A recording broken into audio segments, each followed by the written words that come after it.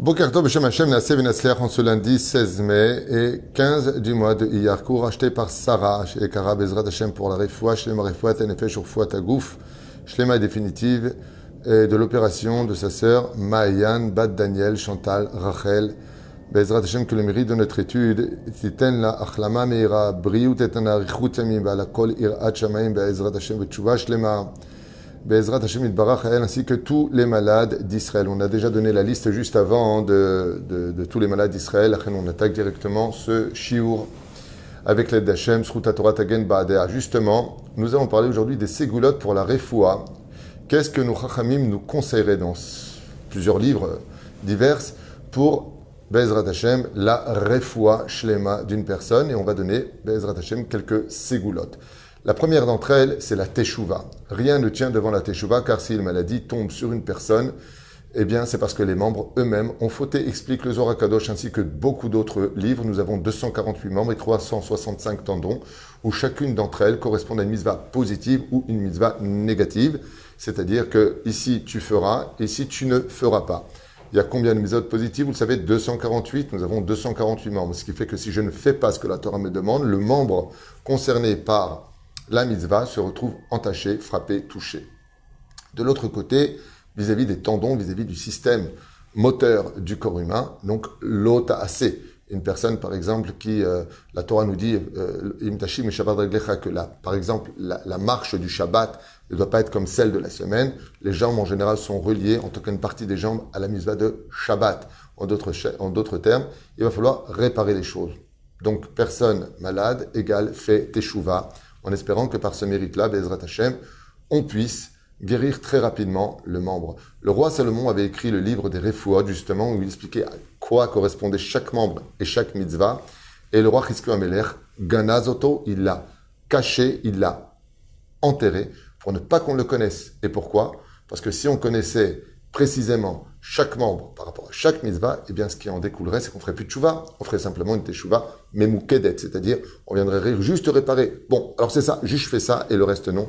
Et la Torah n'est pas en solde, et on ne fait pas un supermarché des mitzvot.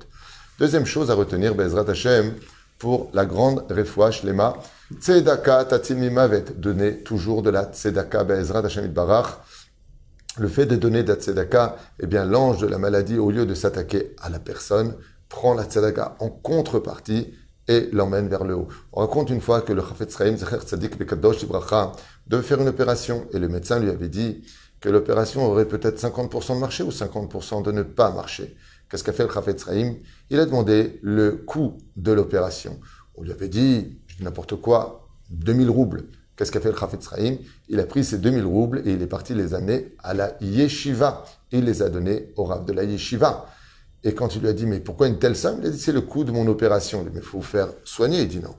Le médecin humain, il m'a dit 50-50. Mais avec Hachem, Rofer Cholbassar, c'est 100%. Tzedaka tatim mavet maimouna me soignera.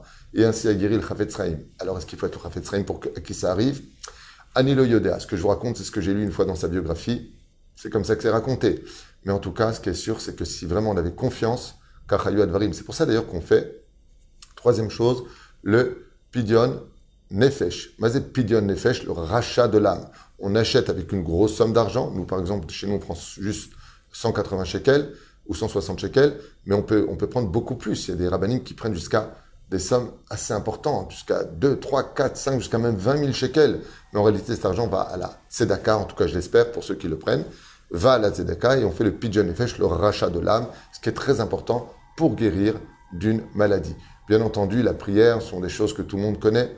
Parle avec ton créateur du monde, Dieu crée le manque pour que tu te rappelles qu'il existe et que tu dois avoir peur du jour de la mort, car aujourd'hui tu es là et demain tu partiras de ce monde.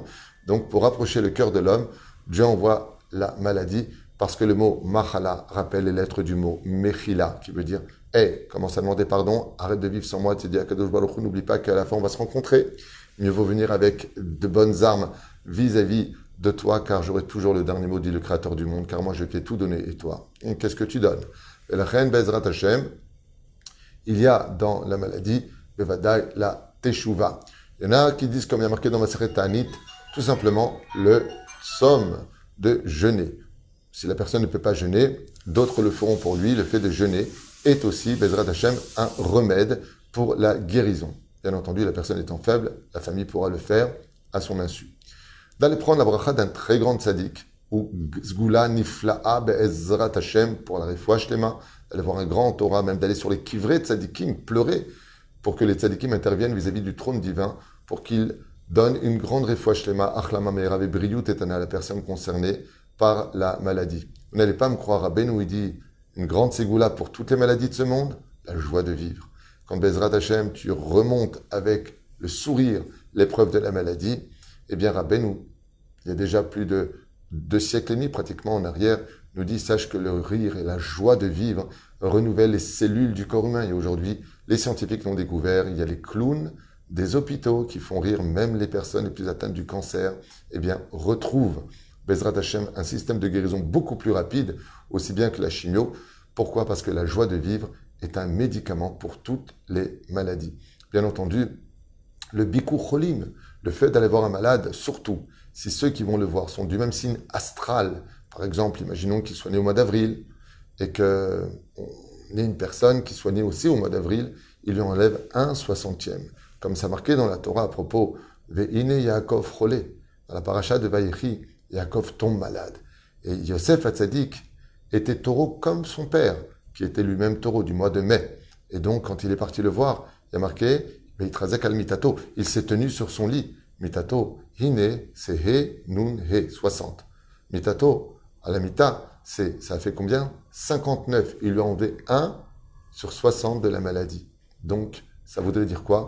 Dans le livre Imrechen, il dit que si donc 60 personnes du même signe astral viennent voir la personne qui est malade, il lui retire toute sa maladie, tout simplement. La reine, le Bikur Cholim, a pour force donné envie de se battre. On nous raconte que Rabbi Akiva, parmi ses 24 000 élèves, un jour se renda compte qu'il lui manquait un élève. 24 000 élèves. Combien d'amour il devait avoir pour chacun de ses élèves. Et la reine, Ken, c'est pareil, 1/60. Et la reine, qu'est-ce qui s'est passé? Eh bien, à ce moment-là, Rabbi Akiva est parti à la maison et il a fait Bikur Cholim. Il a prié pour lui, il a fait quelques téhilim, il lui a arrangé la maison, il lui a rendu propre. Quand a ouvert son élève qui était oublié des autres et qui était malade car il n'y avait pas de respect, il n'y avait pas d'empathie les uns pour les autres, pour les élèves de Rabbi Akiva, eh bien il lui a dit Chiyatane Rabbi, tu m'as redonné la vie. Le fait d'aller voir des gens qui sont malades, des fois, ils laissent la mort venir les prendre. Ils ne luttent pas contre la mort. Pourquoi? Parce que personne ne vient les voir. Et ils se sentent tellement seuls que seul pour seul, ils se sentent plus utiles, qui va les pleurer. Quand on vient les voir, par contre, waouh, on vient les voir pas la nuit, ils ont besoin de se reposer. Les douleurs reviennent souvent la nuit parce que c'est midatadine, c'est l'obscurité. Donc, les dynimes, les rigueurs envahissent le monde. Mais au matin, quand il s'est bien réveillé, vers les coups de 10h, 10h30, une visite fait toujours beaucoup de bonheur à une personne qui la reçoit, surtout quand il voit des gens qui viennent lui demander comment ils vont, s'ils ont besoin de quelque chose. Peut-être qu'ils n'ont pas payé une facture, ils sont inquiets en même temps. Peut-être qu'ils n'ont pas des cours de quoi faire Shabbat. Alors on va leur dire, on va leur faire les courses. C'est une mitzvah qui est tellement aimée du Créateur du monde qu'on devrait tous s'empresser de les accomplir. Bezrat Hashem, Idbarach. Pour les ségoulottes, Bezrat Hashem, que la personne prenne sur elle une mitzvah en plus, tout simplement. Il arrive des fois dans la vie que sur la balance du din dans les mondes supérieurs, on se pose la question, Maïeito, tout celui qui rajoute et qui prend sur lui une mitzvah, se donne des raisons de rajouter des jours de vie pour pouvoir faire cette mitzvah-là, puisque le monde nous a été donné pour vivre, et le fait de vivre, c'est pour faire des mitzvot. Tarzor bitshuva, et prends sur toi, en plus de cela, une mitzvah. Et il arrive, par contre, dans le sens contraire, j'avais étudié il y a très longtemps de ça, à propos de Rosh Hashanah, qu'on avait fait une mitzvah, et on l'a laissé tomber. Et cette mitzvah-là, aujourd'hui, elle était celle qui chantait devant le Créateur du monde. Et comme tu ne la fais plus, eh bien, tu n'as plus d'avocat devant le Créateur du monde. C'est pour ça que la Gemara nous dit « Olim bagdusha ve'lo-yordim » quand tu fais quelque chose, ne va que de l'avant, ne perds pas ce que tu as fait. Et des fois, la maladie vient nous frapper parce qu'on faisait des choses, et maintenant, on les a laissées tomber. Ce qui fait que sur le poids de la balance, il y a un déséquilibre et on est perdant. Bevadaï, que dans toutes les situations, quand on est malade, de prendre sur soi la mitzvah de juger les kafsrout, de faire le shalom. Des fois, une personne est mourante, est très malade, et elle prend le téléphone et elle dit « Tu sais, je t'avais mal jugé, j'ai été très dur avec toi, voilà des années que je te parle pas. Je fais tchouva. Aujourd'hui, je t'appelle et je voulais te dire que j'ai pris sur moi de juger tout le monde les kafsrout. » Automatiquement, dans le ciel, les anges accusateurs dégagent de devant le Beddin, car comme toi, tu as pris sur toi de juger les kafsrout, Dieu te juge les kafsrout, et s'il te juge du bon côté, il n'y a plus d'ange accusateur, et automatiquement, les choses vont dans le sens de la guérison, et non pas dans le sens, les tsars et de ceux qui sont makpidim, qui sont toujours extrêmement, extrêmement durs. Il y a encore beaucoup d'autres ségoulottes qui se tiennent, Bezrat Hashem, pour la guérison d'une personne. Mais il faut savoir que des fois, la maladie, c'est la ségoula elle-même. C'est-à-dire que y a des gens qui ont fait des choses qui sont des fois ignorées de l'homme. Il ne sait pas que c'est interdit. Mais dans le ciel, l'ange a été créé. Il s'appelle Avera Beshogeg, c'est-à-dire par inadvertance. Alors le Créateur du monde, sachant toute la vérité, nous envoie la maladie. Il nous envoie la maladie pour payer ce que nous n'allons pas payer après la mort. Car dans le monde d'en haut, rien ne s'oublie, tout est enregistré. Aïn Roa, Ozen, Shomad, Vechol Maasecha, Besefer Nechtavim, dit la Mishnah de Masechet Avot. Dieu voit tout, il entend tout, et tout est noté. Tu ne peux pas échapper à la justice de Dieu. La reine qui est toute misée, étant donné que tout est calculé chez Hachem, des fois, Kadosh Baruch Hu nous envoie pour payer des choses qu'on ne sait pas. Donc, il faut prendre cela avec amour, humour. Des fois, il arrive que la personne ne cesse de courir. Il n'arrête pas de courir. Il a juste oublié un tout petit détail. Lequel? Que chaque jour qui passe le rapproche de la mort et qui va rendre des comptes. Dieu, des fois, envoie la maladie comme une bénédiction. Il arrête la personne qui n'arrête pas de courir à droite et à gauche et il la bloque dans un lit d'hôpital. Et là-bas, ne pouvant plus courir, il se pose enfin les bonnes questions. Waouh, ma Koréiti. Troisième explication que j'ai lue qui est magnifique, l'orgueil de l'homme. L'homme dans ce monde est très souvent, même macpite sur Dieu. Dieu, il n'était pas là pour moi, il m'a laissé tomber, moi je me suis toujours senti seul, tellement de haine, de rancœur, en réalité de mal de vivre. Et le Créateur du monde qui aime tout le monde, il va casser cette clipa, cette terrible écorce qui est sur le cœur de bien des personnes qui ont oublié un tout petit détail. Ils ne sont que des créatures face à un créateur. Et des fois, le créateur, pour rappeler à la créature qu'il n'est qu'une créature, eh bien, va lui casser son orgueil. Et quand on est malade, on devient faible. On commence à avoir peur. On se pose des questions. Et puis après, on se dit, mais mince, et s'il y avait une vie après la mort? Mais qui va se rappeler de moi? Qui j'ai été dans ce monde? Les bonnes questions enfin apparaissent. Et quand on se relève de la maladie et qu'on dit à Dieu, Ribono Shel Olam, regarde, tant que la bougie brille en moi, tant que mon âme est dans mon corps, je peux encore arranger les choses. Donne-moi encore quelques années de vie et je te promets que cette fois, je laisserai une identité de ma personne positive sur Terre. Parce que je vous affirme une chose, s'il y a vraiment une question qu'on doit tous se poser, hommes, femmes, enfants comme grands-parents, c'est quelle image on laissera de nous le jour où on partira de ce monde. Combien de temps d'après vous,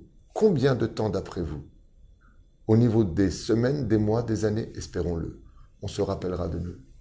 Qui avons-nous été? Qu'est-ce qu'on aura fait dans ce monde pour réussir à surmonter la plus grande de toutes les maladies, celle qui nous a fait oublier de l'histoire? Et la reine Akadosh Baruch Hu Be'ezrat Hashem, dans cette situation de la maladie, nous rapporte des fois des tikkunim. Un d'entre eux, Verapo Yerapé. La Torah nous dit, quand tu es malade, tu as l'obligation d'aller chez le médecin. Très bien. Des fois, l'acide n'est pas du tout celle qu'on pense. La maladie n'était pas du tout le problème. On allait guérir, c'était déjà fixé à Rosh Hashanah. Mais le fait de prendre la voiture et d'aller jusqu'au médecin et d'attendre dans la salle d'attente et après d'être ausculté, et puis ensuite d'acheter les médicaments et faire la queue à la pharmacie et prendre ces médicaments qu'on a oubliés, qu'on va revenir à la maison, tous ces tracas qui en réalité auraient pu prendre au niveau du temps, dans l'absolu, dans l'efficacité du temps. Va chez le médecin, il n'y a personne, t'as rendez-vous, tchic-tchac, qui te prend, tchic-tchac. C'était rapide. Non. Des fois, le processus Verapo est rapide. La guérison, c'est d'aller jusqu'à l'hôpital et d'être là-bas sur place et de passer tous ces processus et déshabillez-vous et on va faire un scanner et tous ces processus et on te prend et on te remède et on te fait la piqûre et tout ça font partie en réalité du remède de ta maladie. Il fallait que tu y passes. D'où l'importance de travailler sa patience et sa émouna pendant la maladie. Tzadik be'emunato yichye. Quand on a de la émouna et qu'on comprend que tout comme Dieu est capable de tout sur terre, il peut aussi te sortir de n'importe quelle maladie. Combien de gens ont été condamnés, combien de gens ont été bananés à droite et à gauche. Et d'une certaine façon, quand ils se sont retournés vers le Créateur du monde, ça n'empêche pas de faire sa ishtadlout, de faire ce qu'on a à faire.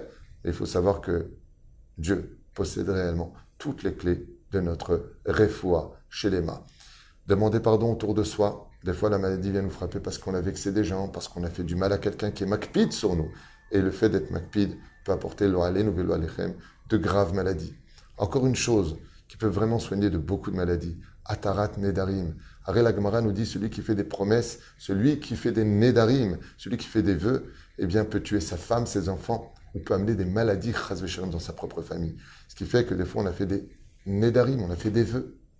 Et il faut se renseigner avec un rave. Si les vœux que l'on a fait, on doit les faire ou pas. Peut-être que tu as fait un vœu d'une avéra que tu devais faire et chas v'shalom ne l'a fait surtout pas. Mais tout simplement, une atarat nedarim peut te soigner de beaucoup de maladies, alors que toi, en réalité, tu pensais que c'était simplement la maladie de par elle-même. Je finirai juste avec ça. Je pense que la plus grave de toutes les maladies, c'est de vivre sans Dieu et sans Ashgacha Pratit. De croire qu'en réalité, c'est la destinée, c'est le hasard, j'ai pas eu de chance, ben voilà, je suis malade comme tout le monde. C'est vrai que c'est une chretzi nechama, c'est une demi-consolation de se dire, mais pourquoi il n'y a pas de malade là-bas? Non. Chaque personne, minutieusement, comme une opération maman chirurgicale très minutieuse, au millimètre du millimètre près, est observée et les comptes que nous avons, comme le dit l'Agmara, quelqu'un qui cherche sa clé dans la poche droite, elle était dans la poche gauche, donc il va faire un double effort, même ça vient réparer quelque chose. Même ça vient réparer quelque chose.